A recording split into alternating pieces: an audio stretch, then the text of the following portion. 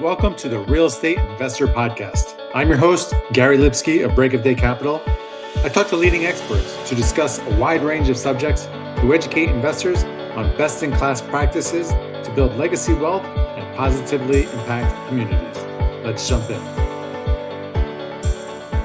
Hey everyone, welcome to another episode of the Real Estate Investor Podcast. I'm your host, Gary Lipsky with Break of Day Capital. Be sure to join our Facebook group, Asset Management Mastery, where we have a great community of thousands of like-minded individuals sharing resources and best practices.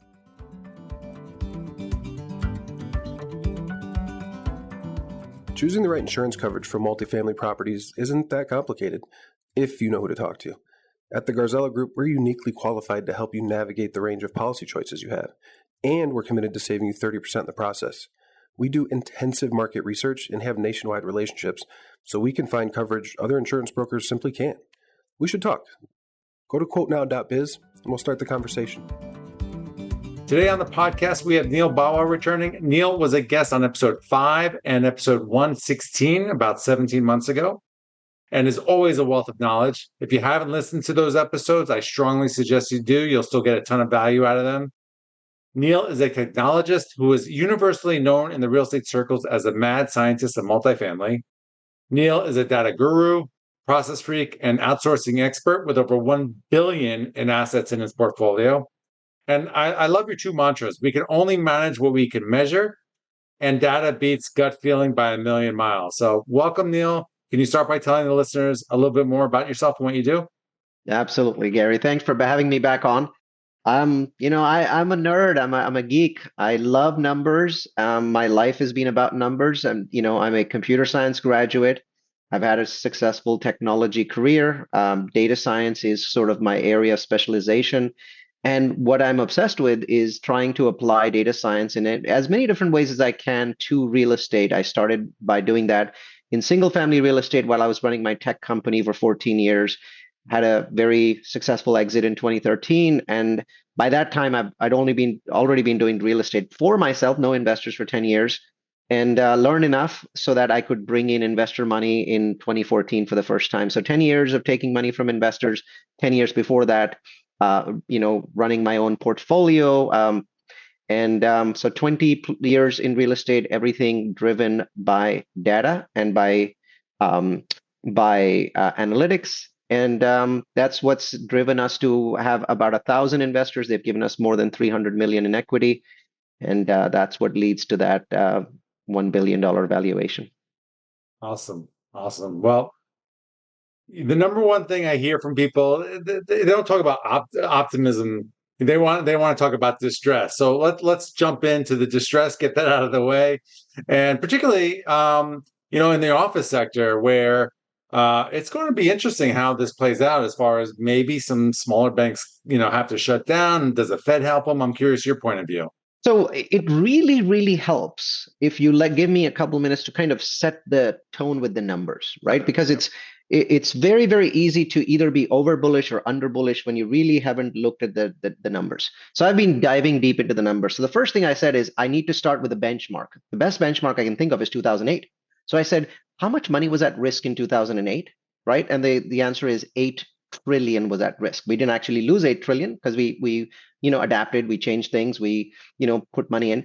But the total money at risk was 8 trillion. Now, what's the total money at risk in 2024 and 2025? And the answer is 1.4 trillion. So it's roughly, let's call it 16, 17% of what we saw in 2008. Now, what's interesting is that of that money, the 1.4 trillion, the total amount of money that's at risk in multifamily, and I'll talk about office next, is $100 million, $100 billion. And I know it sounds like a lot, right? But $100 billion is roughly 1.25% of the risk in 2008.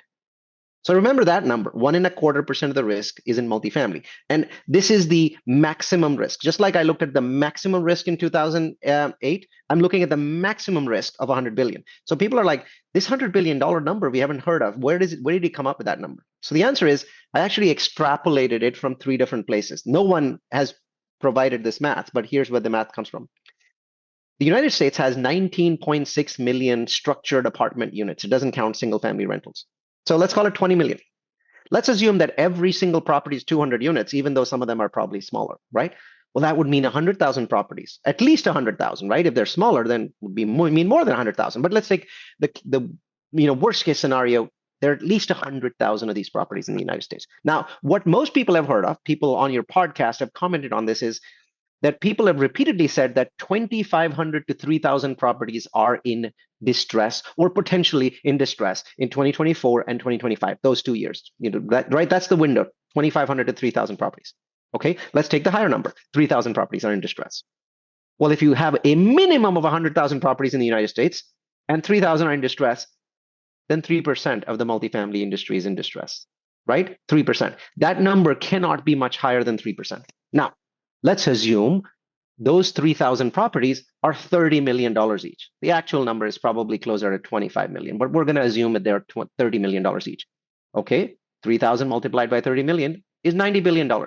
So if every single property is lost for $0, $0, right? Not like lost at a loss. I'm assuming that they're sold for $0, right? Then the total loss would be 90 billion. And the total loss, so that means it's about 1% of what the potential loss was in 2008. So obviously, these are horrible numbers, because if these $90 billion worth of properties were sold at a loss, we would have thousands of investors lose money, some of them potentially losing all of their money, but many of them losing a portion. So I'm not saying I want to be frivolous about it. I feel the same amount of stress that you feel about it, Gary, and everyone else in the industry feels that stress. But it's very important that when you're feeling stress, you need to be able to step back for a minute and do the math.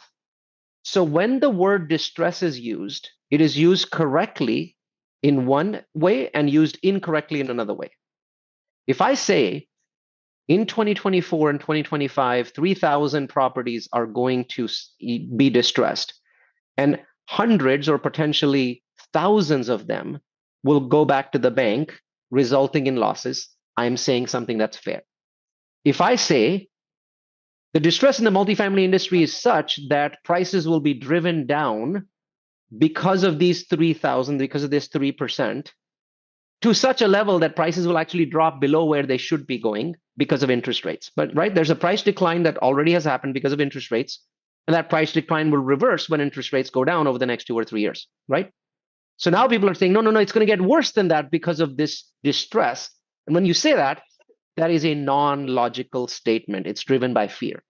So the first one, yes, we should all be cognizant of. People are going to lose money.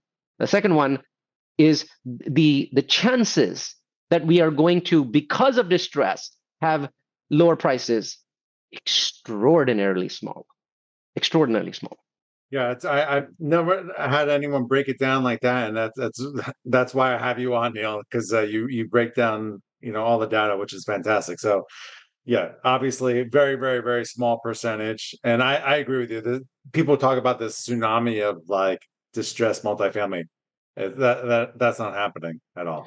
No, there is this potential tsunami of commercial real estate, and we can switch to that, right? But this tsunami of multifamily, just that those two words are concatenated together. I think it makes more sense to say that there's a tsunami of office real estate or commercial real estate that's at risk, and we can talk about that and its impact.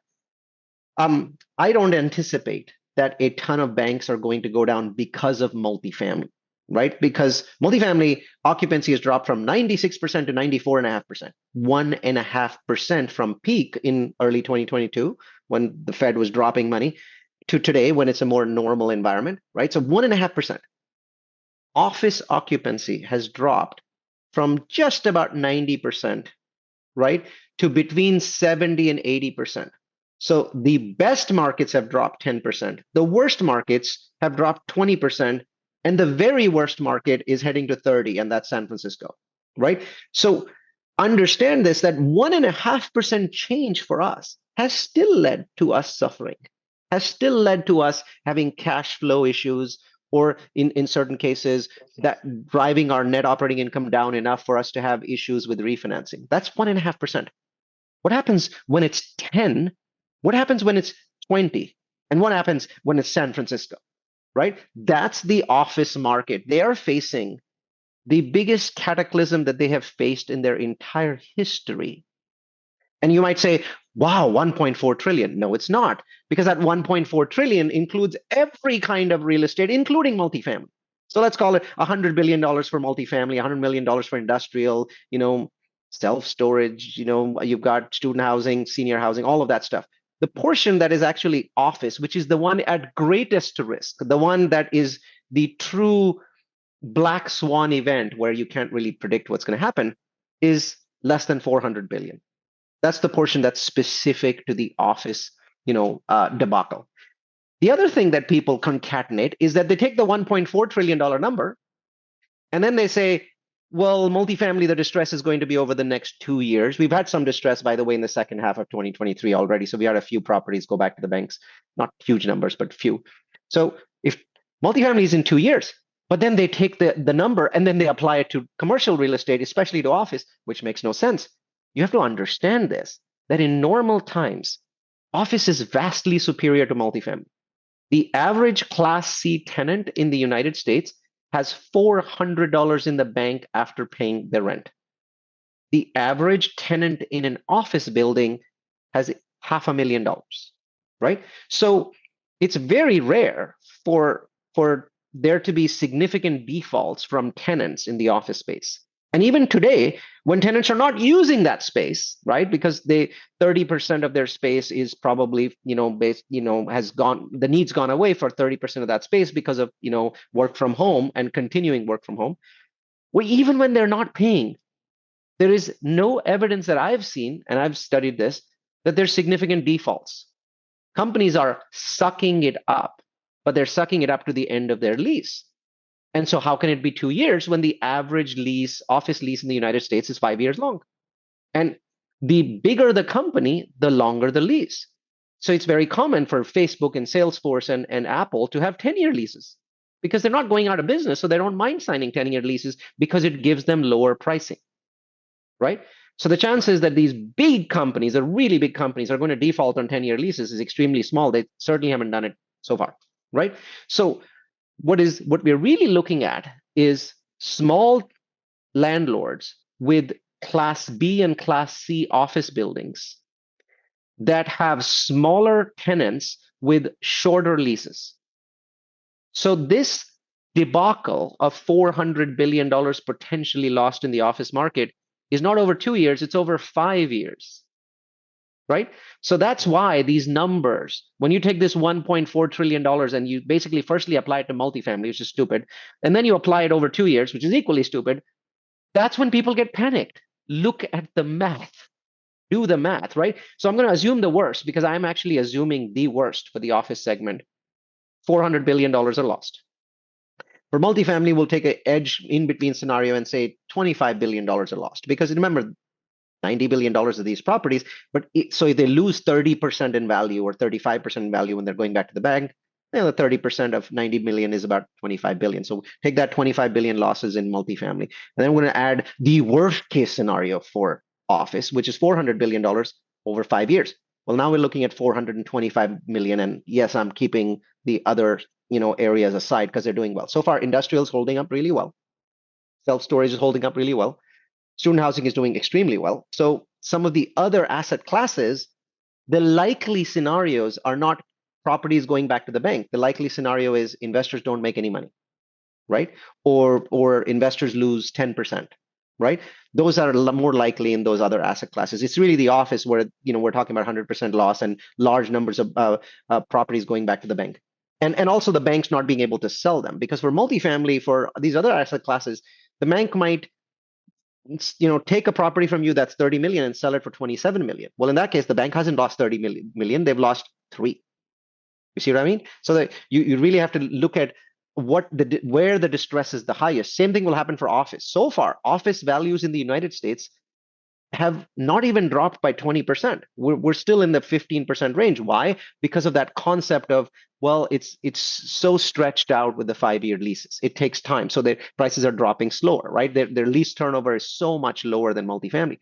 And so prices will drop. Everyone's predicting it, but no one's predicting a 50% drop in office. People are predicting that when we look at the nationwide market in the United States, The drop could be 20 or 30. Those are the numbers that I've seen, 20 or 30. And just so you know, 2020, 2008, the drop nationwide for single family was 29%. No one would give me that number if they didn't have it memorized. People would say 50 or 70. And they would be right. The markets that fell the most, and the market that fell the most is the one that I invested in 2008. I bought truckloads of homes there, was Madera, California. It dropped by 71%. Phoenix dropped by 50. Areas in Florida dropped by 50. And so there were many markets. Vegas dropped by 50. So there were many 50% markets. But the overall number was 29%. And I'm thinking office is going to come in right around that 29% number for its debacle, which is big. It's huge. Bottom line is that if it comes in at that number, there will be certain markets that are more affected than others, San Francisco being the one that's most affected.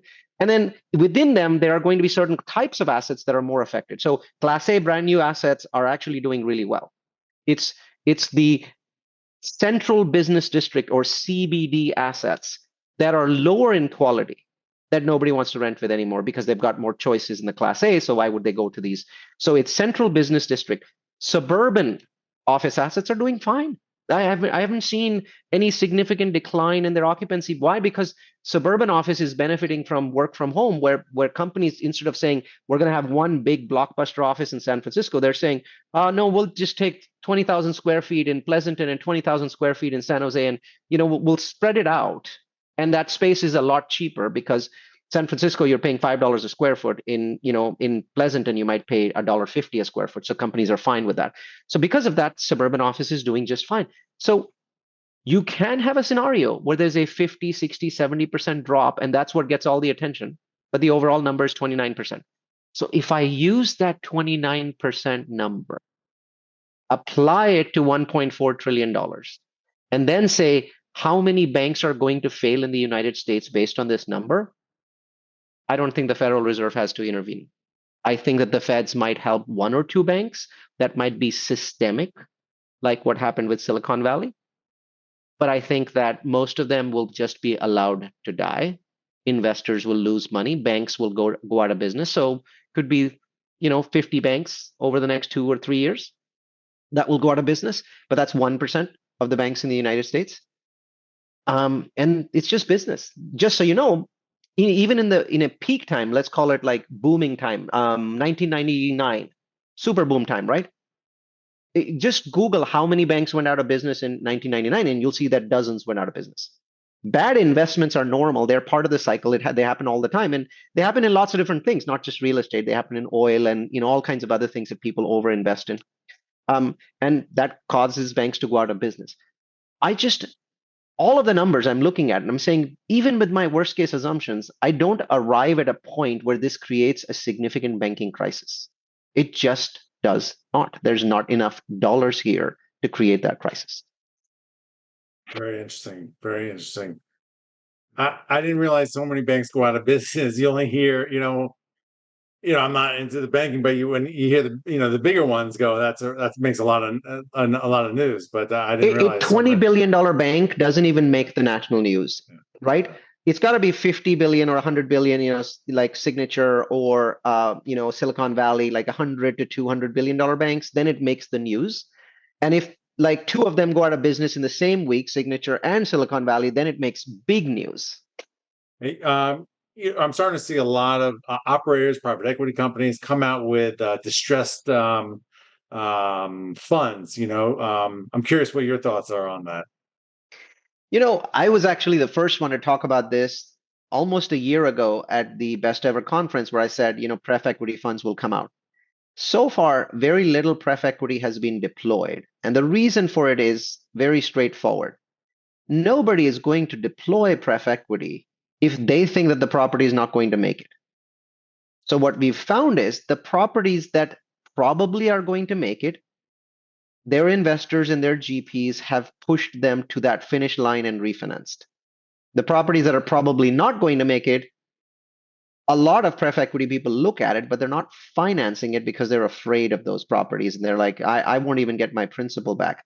So I think what has happened so far, and I'm a little disappointed by it myself because I wanted to play in this space, is there's just not a lot of high quality properties that you can finance at this point of time to take them to perm. There are a couple people that have tried putting pref equity in without the refinance. And that's sort of the odd case because most pref equity funds only want to put money in if they can refinance the property to perm, right? So there's been a few here and a few there, but it's not a large amount. So I think that the whole pref equity space is going to be more active in the office space.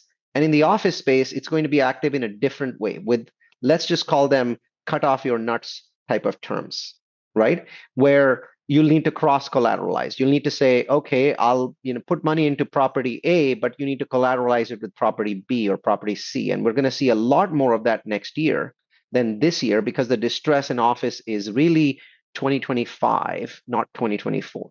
Based on what you've been saying, I'm assuming that you think we're going to avoid a recession, but certainly that gets asked a lot. Curious to your thoughts. I mean, last year I was in that camp. Those 56% of people that said we will have a recession in 2023. I was there, so clearly I was wrong so far. So this year I'm not forecasting a recession. What I'm actually forecasting is recession-like conditions. So I'm a little bearish compared to some of the other people that have said, look, January we created 300,000 jobs. We're only at 3.7% unemployment. We're, things are going really well. There's not a lot of layoffs happening, and we've already gotten to the peak of the interest rates. So now, rates are going to only go down. So the economy can only get stronger from this point onwards because it gets a tailwind. I don't have any belief in that because my understanding of interest rate hikes is as follows. It takes about 9 to 12 months for a rate hike to actually find its way into the economy. It's not an immediate impact. It's immediate to some extent in real estate, but you're asking me an economic question about the United States economy, not about real estate, right? So the US economy, many sectors are highly resilient with even increased interest rates. They're very resilient. Like food, for example, right? People eat the same amount of food, regardless. So because there's combination of different sectors, and it takes 9 to 12 months for these interest rates to hit the economy, the maximum impact of these interest rates is actually going to be felt in Q2 this year. So because any rate that was raised in Q2 last year, we haven't felt that impact yet. So the highest impact is in Q2. Therefore, we will start to see the economy weaken in Q3 and probably hit bottom in Q4 and then move back up. But I don't think it goes down to a recession level, given that we've managed to do what is absolutely the best case scenario so far. The Federal Reserve had predicted 18 months ago that by now our unemployment rate would be 5.5%. As of today, it's 3.7%. And the Fed obviously is very happy about that because they don't want more unemployment. They just need to do whatever necessary to bring inflation down. So the fact that they've managed to bring it down with almost no change in the unemployment rate is great. But it doesn't mean that we won't see recession-like conditions in Q3 and Q4 of this year. It's just nice because if you have 2 quarters of recession-like conditions, that's a lot better than 2 quarters of a recession. So last question. I'm bullish. I think now is a really great time to buy. I think I've heard you say that before, but definitely want to get your thoughts on that. It's an absolutely terrific time to buy. I am so annoyed that what happens sometimes is cycles often in the past used to be 20 years, 30 years, so people would forget lessons. Well, a bunch of the people that are investing today, they remember 2008, right? It's not been that long that distress brings opportunity, and obviously there's some distress here by interest rate from an interest rate perspective. I am seeing prices in multifamily drop by between 20 and 30%. Now, varies a lot, right? Varies a lot whether the property has, for example, a zoomable debt, it'll probably go down less. If it doesn't, then probably go down more. Certain markets have dropped more than others. Midwest markets haven't dropped much at all. They might be down like 8%. So overall, when you look at it, 20% is a nice round number with 35 being the max. I want to buy as many properties as I can at this point of time. If investors were okay investing at 4.5 cap in early 2022, and you could just wave a wand and $10 million would fall out of a tree, why the heck would they not be okay with buying at 5.5 cap or 6 or even higher than that at this point when they know that there's tailwinds coming? Where the last 18 months were all headwinds, right? Now there's tailwinds only because even the Federal Reserve, who is the most let's call it bearish, says 3 rate cuts this year, 4 next year. That's the market doesn't think that. The market thinks 4 rate cuts this year, 4 more next year. So we're looking at basically a 200 basis point swing, which has a huge impact on cap rates, by the way, right? Anyone who says cap rates will not decompress simply has paid no attention to the last 18 months, because cap rates have smoothly decompressed. In the last 18 months, every time the Fed raised rates, cap rates have increased. Well, the same thing happens when rates go down. Cap rates will, compress again. It's just normal. Cap rates basically go up and down based on rates. So these two things are tied together. So if you're like, yeah, but they won't decompress, well, you're not, there's no evidence that that will happen. And also, you're not paying any attention to inflation. We've actually managed to get inflation down as of last week to 2.7% from a peak of 9.1. Is there anything in the world economy today that one can point to and say this is going to cause inflation? I can point to 50 things in the world economy that will cause deflation, especially China, because China obviously causes a lot of the world's inflation because it's the fastest growing large economy in the world. They grow at 5, 6, 7, 8%. They're forecasting, 3.5%, 4% growth. So that's deflationary because there's less demand when the Chinese economy grows less, right? They buy 28 million cars a year, Gary. We buy 14 million. Well, all of a sudden they're saying we're going to buy a lot less cars because our economy is going to grow slowly, right? So demand for everything decreases, right? The Eurozone is barely avoiding recessions. The United States has had by far the world's fastest recovery, right? Of any major country you can compare us to Canada, to anything in the Eurozone, Japan, India, China. We're the fastest, right? But everybody else is slow. That means worldwide demand is slow. That means supply is high. Well, that usually means low inflation, not high inflation. Well, Neal, always great having you on. Thank you for adding a ton of value on the current market. Where can listeners find out more about you and Grow Capitus?